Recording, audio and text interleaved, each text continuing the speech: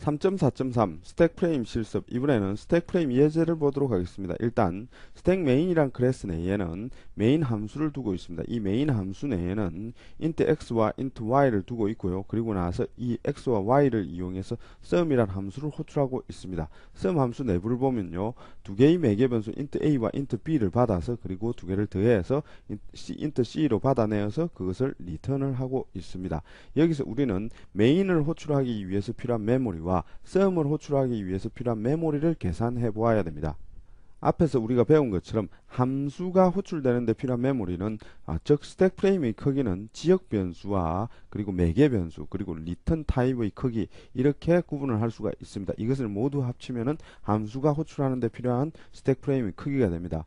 보통의 경우에는 리턴 타입 같은 경우에는 CPU 레지스터, 리턴 타입의 크기가 작을 경우에는 CPU의 레지스터를 이용하지만은 여기서는 편의상 리턴 타입의 크기까지 스택 프레임의 크기로 계산을 하겠습니다. 일단 int a와 int b 그리고 int c 리턴 타입까지 합쳐서 sum 함수의 스택 프레임의 크기는 총 16바이트가 되겠습니다. 그리고 메인 함수의 스택 프레임의 크기는요, 이와 같이 참조 타입의 크기이기 때문에 4바이트, 그리고 int x, int y, int z, 그래서 총 합쳐서 16바이트가 바로 메인 함수를 호출하는 데 필요한 스택 프레임의 크기가 되겠습니다. 자, 그렇다면은 sum 함수가 호출되는 이 지점에서의 스택 프레임을 한번 보도록 하겠습니다. 일단 sum 함수가 호출되기 전에 main이라는 함수가 먼저 호출되었기 때문에 main의 스택 프레임이 먼저 만들어져 있는 상태입니다. 즉 main에 int x, int y, int z 그리고 string args까지 총 16바이트의 크기의 메모리가 스택 메모리 영역에 이렇게 잡혀 있는 상태입니다. 이 상태에서 x에는 10이 들어있고 y에는 20이 들어있는 상태입니다. 이 상태에 바로 sum의 함수가 호출되었기 때문에 sum이라는 함수를 호출하기 전에 우리는 먼저 sum의 스택 프레임을 바로 스택 메모리 영역에 메인의 윗부분에 이렇게 만들어야 됩니다. 그래서 int a, int b, int c 그리고 return value까지 총 16바이트의 메모리의 스택 프레임의, 즉 sum의 스택 프레임을 이렇게 만들었습니다. 이 상태에서 sum은 매개 변수를 넘겨받아야 되겠죠. 그래서 int x와 int y에 들어있던 10과 20의 값이 int a와 int b로 값복사되어서 들어올 겁니다. 그래서 이것이 바로 매개 변수의 전달입니다. x가 a로 들어가고 그리고 y가 b로 들어가는 이것이 바로 값복사에 해당합니다. 이 두 개를 더해서 int c에 넣겠죠. int c에 결과값이 들어오고 이 int c를 리턴을 하게 됩니다. 보통 크기가 작을 경우에는 CPU의 레지스터에 잠깐 보관이 되고 크기가 클 경우에는 스택 프레임에 보관이 됩니다. 여기서는 리턴 값을 스택 프레임에 이와 같이 보관을 하겠습니다. 그러면 리턴과 동시에 그 값은 스택 프레임에 30의 값이 이 부분에 들어오게 됩니다. 그리고 나서 sum의 함수의 호출이 끝나면서 메인의 z로 그 결과값이 이와 같이 넘어가게 됩니다. 그래서 이 결과값은 다시 메인의 z 부분에 이와 같이 넘어가서 z에 할당이 됩니다. 그리고 나면 스택 프레임이 sum의 스택 프레임이 제거되고 그리고 메인 함수가 종료하고 나면은 메인의 스택 프레임도 이와 같이 제거가 될 것입니다.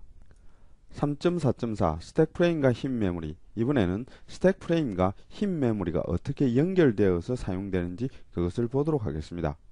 먼저 탑이란 클래스부터 보도록 하겠습니다. 탑 클래스는 메모리 모양이 int인 모양을 가진 메모리 지도를 가지고 있습니다. 총 12바이트의 메모리 지도이며 그리고 내부에는 sum이라는 하나의 함수를 두고 있습니다. 이 함수는 메모리 지도에 포함은 되지 않습니다. 이 함수 내에서는 3개의 변수를 더해서, 즉 3개의 멤버 변수를 더해서 리턴을 하고 있습니다. 그리고 흰 메인이라는 클래스를 따로 두고 있으며 그 안에 메인이라는 함수를 두고 있습니다. 이 메인이라는 함수 내에 스택 프레임의 크기를 한번 계산해 보도록 하겠습니다. 즉 이 메인 함수를 호출하기 위해서 필요한 메모리를 계산해 보도록 하겠습니다. 참조 변수를 4바이트로 가정한다면은 스트링 배열 args도 참조 변수입니다. 그리고 탑 t도 참조 변수입니다. 탑 s도 참조 변수입니다. 그리고 int x, int y 이와 같이 하면 총 20바이트의 크기의 메모리가 이 메인 함수를 호출하기 위해서 필요한 메모리입니다.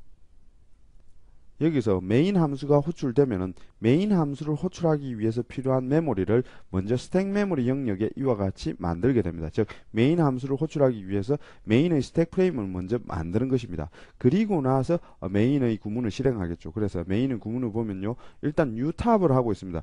new 탑을 하면은 탑형의 메모리가 흰 메모리 영역이 하나 만들어집니다. 탑형의 메모리 크기가 얼마였죠? 여기 보시면 12바이트짜리 메모리 지도였습니다. 이것을 이용해서 메모리를 하나 만들게 될 겁니다. 그래서 탑형의 메모리를 하나 만들고, 그리고 여기에 이 탑형의 메모리의 참조값을 바로 t에 저장을 하는 것입니다. 두 번째 구문도 마찬가지입니다. 두 번째 구문도 newtab이라고 했기 때문에 흰 메모리 영역에 12바이트의 메모리를 만들고, 그리고 나서 이 메모리의 참조값을 하나 만들어서 탑 S에 이렇게 저장을 하는 것입니다.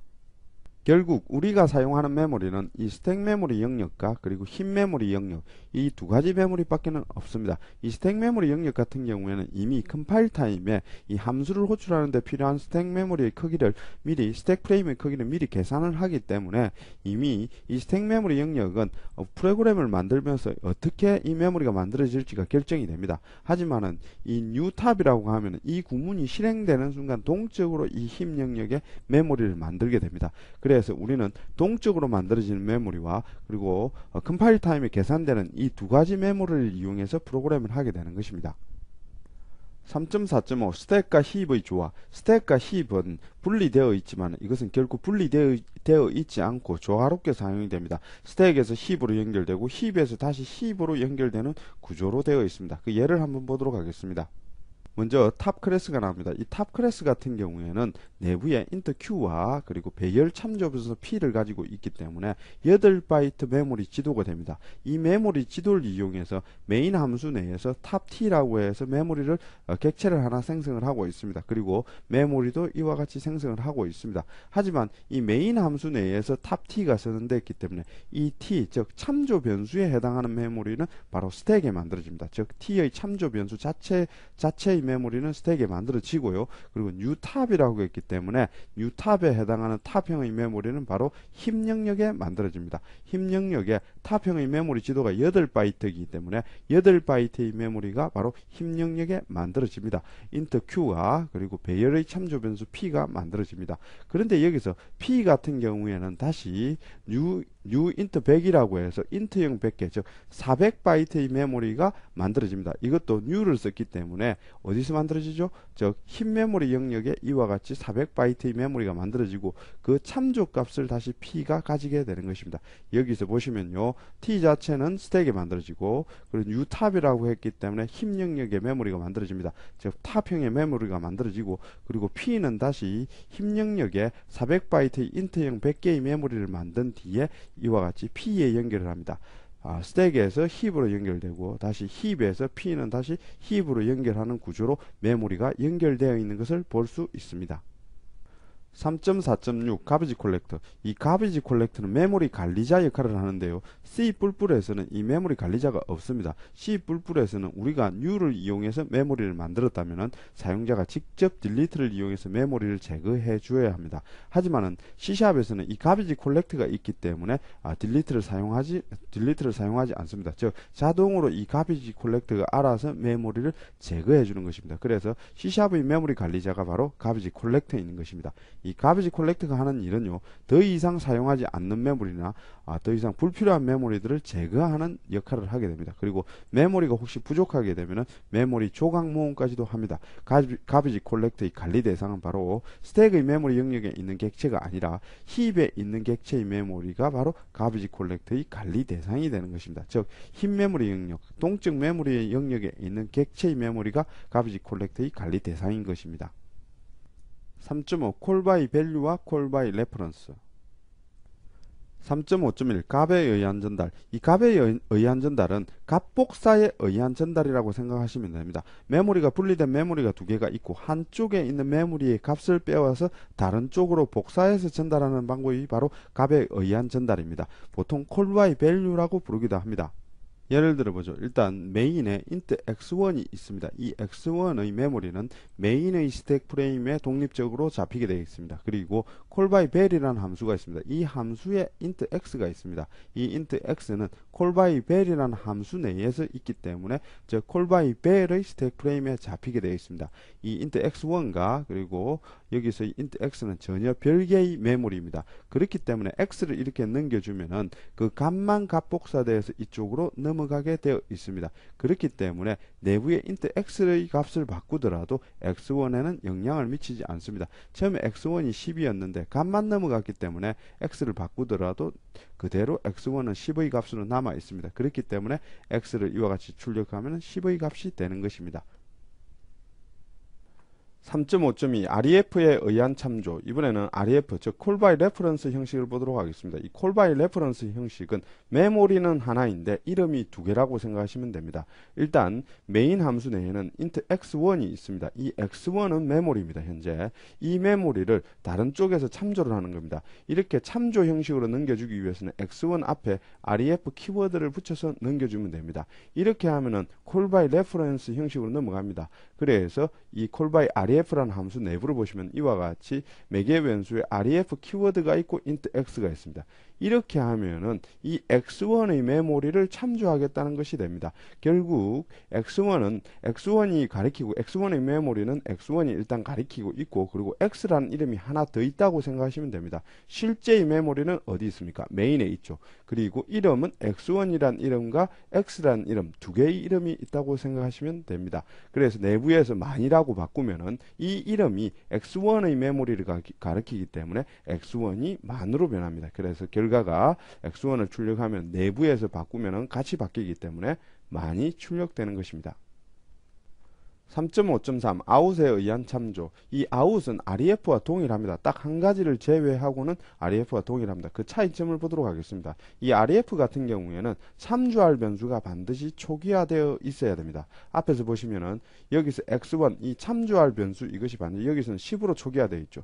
이게 초기화가 되어 있지 않으면 이것은 에러가 발생을 합니다. 즉 REF의 경우에는 참조할 변수가 반드시 초기화되어 있어야 합니다. 하지만 아웃의 경우에는 참조할 변수가 반드시 초기화되어 있을 필요가 없습니다. 그 이유는 바깥에서 내부로 값을 전달하는 것이 아니라 이 아웃은 내부에서 값을 받아내는 용도로 사용하기 때문에 이것이 초기화될 필요가 없는 것입니다. 예를 보도록 하겠습니다. 메인 함수 내부를 보시면 int x1이 있습니다. 하지만 이 값이 초기화되었습니까? 초기화되어 있지 않습니다. 만약에 이것이 REF의 참조라 그러면 반드시 초기화되어 있어야 합니다. 넘어가는 것은 매개 변수 앞에 이와 같이 아웃을 붙이고 매개 변수를 정의할 때도 이와 같이 아웃을 붙였습니다. 즉 이 x1의 메모리는 x1이란 이름과 x란 이름 두 개가 있는 것입니다.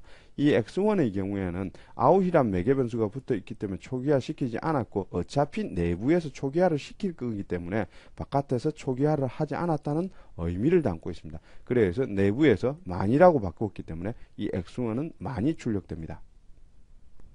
3.5.4 REF와 아웃의 실체. 이 REF와 아웃은 둘 다 참조로 전달됩니다. 즉 콜 바이 레퍼런스라는 것은 동일합니다. 하지만은 REF 같은 경우에는 외부에서 함수 내부로 값을 전달할 때 사용하고 아웃은 내부에서 외부로 받아낼 때 사용하는 콜 바이 레퍼런스입니다. 두 개 다 의미는 동일하지만 REF의 경우에는 외부에서 내부로 가지고 들어가기 때문에 데이터가 반드시 있어야 됩니다. 하지만 아웃은 내부에서 받아내기 때문에 초기화가 될 필요가 없는 것입니다. 그래서 REF는 반드시 초기화되어 있어야 하고 아웃은 초기화되어 있을 필요가 없는 것입니다.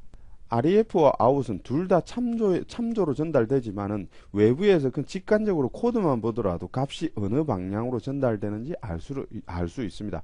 데이터베이스의 스토어드 프로시저에 보면은 in과 out 매개 변수란 것이 있습니다. 이것도 키워드입니다. in 매개 변수 같은 경우에는 내부로 전달되는 매개 변수를 말하고 out 매개 변수 같은 경우에는 스토어드 프로시저에서 내부에서 외부로 값을 받아내는 매개 변수를 말합니다. 이 두 매개 변수가 in과 out이라는 키워드만 보더라도 매개 변수가 어느 방향으로 전달되는지 직관적으로 알 수 있는 장점이 있습니다. 즉, 이 REF와 out은 데이터베이스의 스토어드 프로시저의 in과 out에 비유를 할 수가 있습니다.